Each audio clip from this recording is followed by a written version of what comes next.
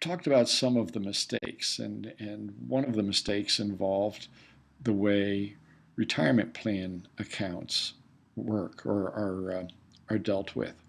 Keep in mind the special characteristic of retirement plan accounts. First of all, they're established with pre-tax dollars. So that's the type of retirement account I'm talking about. I'm talking about 401k plans.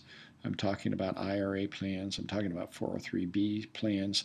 These plans are all built on pre-tax dollars. That means when the money goes into those accounts, you're not subjected to income tax on that money.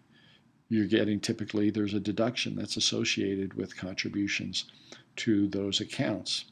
And although there's no income tax imposed on them when the money goes into those accounts, when they're withdrawn, when you as the owner or when your beneficiaries withdraw those accounts, that's when the money is subject to income tax. Now, these accounts are meant for retirement, so if they're withdrawn before you are age 59 and a half, you're going to pay not only an income tax on it, but also a penalty unless the withdrawal qualifies for certain exceptions, and one of those exceptions is the death benefit. Also, since those monies are intended for retirement, there are rules about you must withdraw it during your retirement years. You can't just keep it in those accounts and have it earning income in a tax-favored environment. So there are minimum required distribution rules. So after you're 70 and a half, you have to start withdrawing from those accounts. The funds in those accounts grow on a tax-free compounding basis. So you put together the contributions you make every year into those accounts, and the fact that the income and appreciation is building up in those accounts over the years tax-free, and some pretty large balances can result. Now, I mentioned about required minimum distributions and how once the owner is 70 and a half, the owner has to start withdrawing funds. At death, when the owner dies and the beneficiaries are entitled, they're also subject to minimum required distributions except for a spouse. A spouse doesn't have to take out required minimum distributions. The spouse may roll over the full account balance and make basically that account her own. I want to show you an example of some of the problems these types of accounts can create.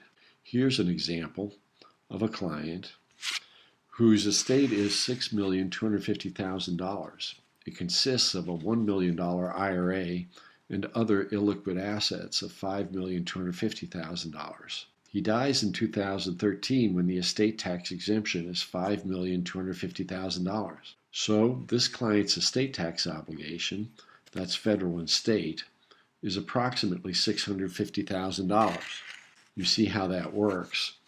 You have a $5,250,000 exemption, and you have an estate of $6,250,000. The difference, and that's the amount that the estate exceeds the estate tax exemption, is $1 million. The total estate tax would depend on where the client resides, but let's assume that the state estate tax in this case is in the $400,000 range, and the federal estate tax is approximately $250,000 for a total estate tax of $650,000.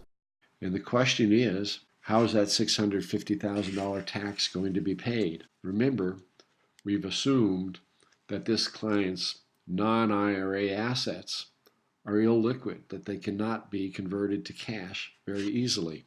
There may be a temptation to go in and withdraw that $650,000 from the IRA, but keep in mind that any withdrawal from the IRA will be subject to an income tax. So this is the unfortunate situation that may result.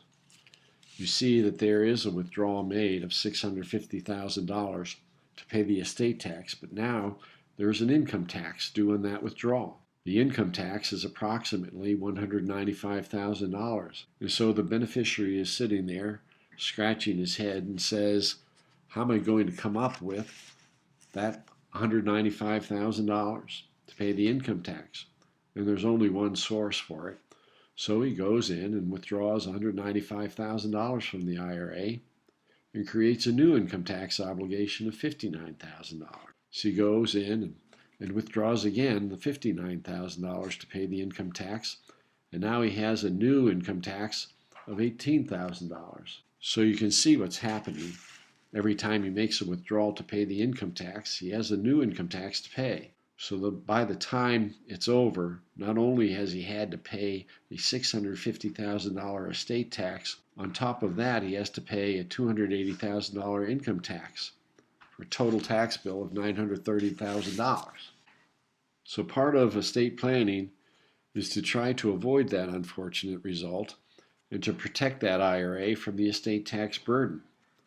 One way to do that, and there are many ways, for example, the provisions of your will can direct what assets bear the burden of the tax. So typically our wills will direct the burden away from the IRAs. Another way, if you have a cash poor estate, for example, we find in the healthcare industry that doctors especially may have illiquid real estate in large IRAs. And the question for them is, where's the cash going to come from to pay the estate tax? And as we said, real estate isn't particularly liquid, and we saw the problems that you get into when you try to use the IRA as a source of paying estate taxes. So lots of times, to protect the IRA, the client will consider purchasing life insurance. And the life insurance is purchased in a way so that it will not generate an estate tax. Remember what I said about life insurance. If you're the insured and you're the owner, well then it's included in your estate. But if you're not the owner, it won't be included in your estate. So oftentimes the solution is to acquire life insurance, but to make sure that the insured is not the owner. Instead, a thing called an irrevocable life insurance trust can be the owner, and that's a very common plan, so that the trust owns the policy and receives the death benefit. And then the death benefit can be used to loan money to the estate to pay the estate tax. Next segment, income tax and retirement plan distributions.